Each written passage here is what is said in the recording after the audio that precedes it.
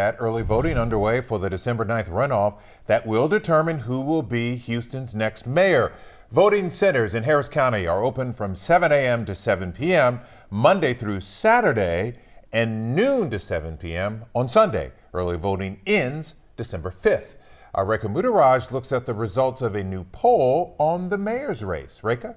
Well, Len, this poll was conducted by the University of Houston, Houston Public Media, and the Houston Chronicle. And no big surprises here. The results are nearly identical to election night. State Senator John Whitmire maintaining a 7 percentage point lead over Congresswoman Sheila Jackson Lee in the race for Houston mayor. He's got about a 7-point lead. That's a pretty significant number, especially when you've got a pretty fixed number of voters. Unless you can really expand the number of voters who go out to vote or really change the issues in terms of how you message it, it's really just a challenge to be able to overcome even a small 7-point lead like he's got.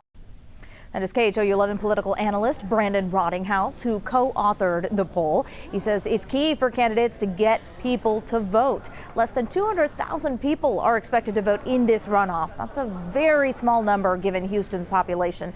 But perhaps the most interesting information to come out of this survey, Rottinghouse says, was how voters felt about that audio clip of Jackson Lee berating an employee.